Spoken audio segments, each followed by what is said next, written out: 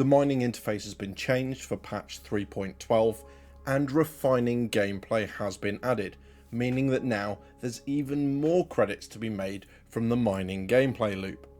So whether you're returning to mining and want to know about these updates, or you're just starting out trying to figure out how it all works, this one's for you. I'm going to take you through the whole mining thing, finding mineral nodes, which ones are valuable, the whole shebang. So if you're familiar with mining already from 3.11, feel free to use the chapters on the progress bar or the timestamps in the description to find the bits that you need. If it's got brackets updated or up, it means it's got information that's new to 3.12, so go nuts, go find that stuff. If you're new to mining, this is where you want to start. Let's get into it. In terms of how to start mining, you've got a couple of choices. The premium option at the moment is the MOL, the multi-operator laser extractor, and this is one ship but 3 mining lasers, so you can break through some really tough rocks. The Prospector is a single seat mining vessel with a reasonable cargo. You can rent this at spaceports or at refineries, and it can actually be bought in-game for just over 1 million credits. And the Grey Cat Rock is a single seat buggy that operates much in the same way as that the Prospector does. Mineable nodes can be found on moons and in asteroid fields, so head to one of those locations to try and scope some out. What you're going to do is activate your onboard scanner by tapping tab, hold right click to charge a scanning pulse, and then release it. Any kind of anomalies or signals will show up as these 3D boxes on your screen. Start flying towards them and the rock will appear with an orange outline to indicate that it's mineable. Now pressing M will change between your mining mode and your flight HUD. This will enable you to scan a rock at a distance in order to see what it's made of. Just remember that whilst you're in mining mode, scrolling your up and down with your mouse wheel will no longer control your speed if you're in cruise control, so just be careful you don't go stacking into stuff. The new mining layout is noticeably different. It fits in much better with the other HUDs, and because everything is at a much better scale, you have more control over actually fracturing the rock. On the right hand side are 2 key bits of information: the type of node or rock that you found, including the percentage of each mineral it contains, and the amount of space you have in your cargo and what you're carrying. If you're carrying any volatile ores, the timer until they, well, kind of explode will be listed here. The mode section up top here tells you what your mining laser is currently configured to do. Mining mode breaks the rock apart so you can get all the goodies inside, and extraction mode, which hoovers them all up and stores them in your ship. You can switch between these modes with a right click. On the left hand side here is the power that you're currently supplying to the laser. Increase and decrease this amount by scrolling your mouse wheel up and down. That's why your cruise control won't work in this mode. On the right is the rock's charge level. Now you activate the mining laser with left click, increase the power with the scroll mouse wheel, and then this progress bar will start to fill up, and you want to get it into the green optimal zone. Once it's there, the rock is going to start to fracture apart. When you reach the green optimal zone, this inner ring area is going to start to fill up. Once it's full, the rock fractures into separate segments that you can then scan again. If those smaller fragments still have an orange outline, you're going to need to repeat this process to break them down again. If they have a purple, you can change to extraction mode with the right click and start to hoover them up. So let's see it all the way through in practice. I've started the mining laser with left click. I'm scrolling my mouse wheel up now to increase how much power I'm using. You can see the progress bar on the right hand side has started to fill, and you can see I don't need to get too near the rock to do this, although a bit more on that later.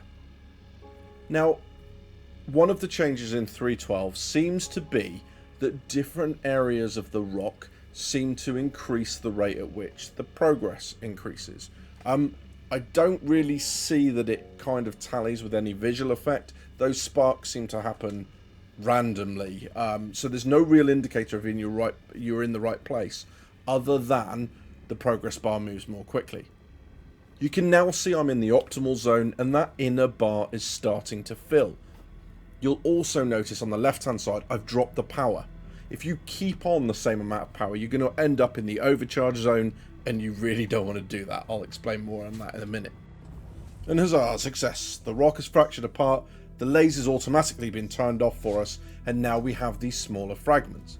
It's important to note though that they're still orange, so we're going to need to break them up again before they'll be small enough for us to be able to go to extraction mode and start filling the hold.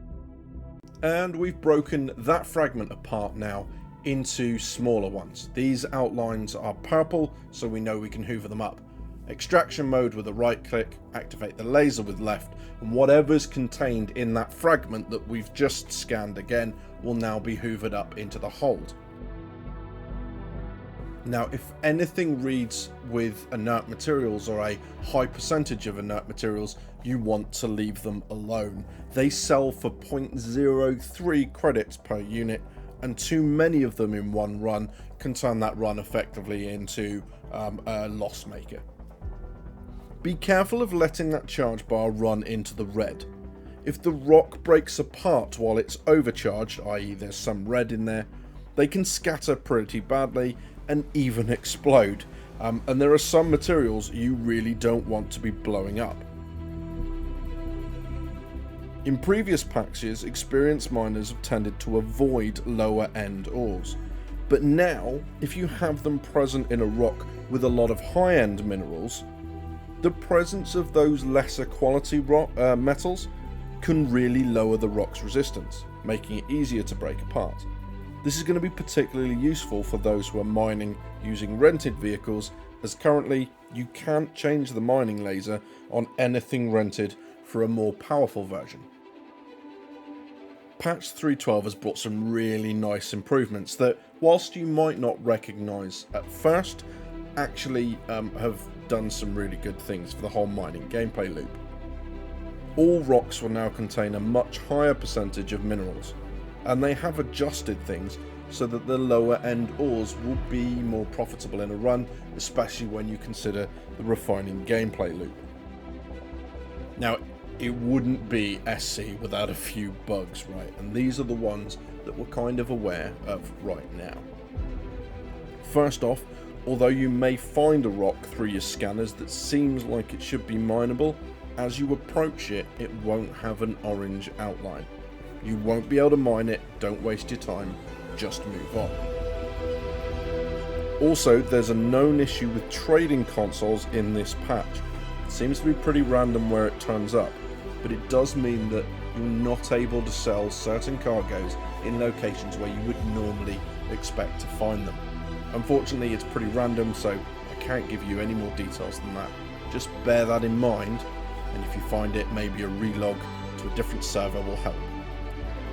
And also, whilst it doesn't affect mining so much, sometimes it's felt for me like switching between mining and extraction modes has felt a bit unresponsive. You've got to wait a couple seconds for it to figure out what mode it's in before it starts to do anything. The next video I'm releasing is a refining guide, but I wanted to give you a quick rough and ready guide to it now so that you can make the extra money right from the start. Some space stations have a refinery deck that you can travel to. You can kind of see it on this one. You can see all the extra spars with the silos and stuff. This means it's got a refinery deck. You can put all of the ore that you have on board through one of 5 processes to increase its value.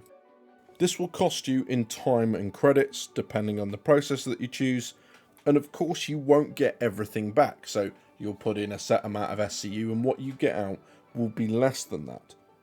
But this does have the benefit of basically doubling the value of every single unit of ore that you put into it. So on the left you're going to select the location that your ore is in, i.e. your ship.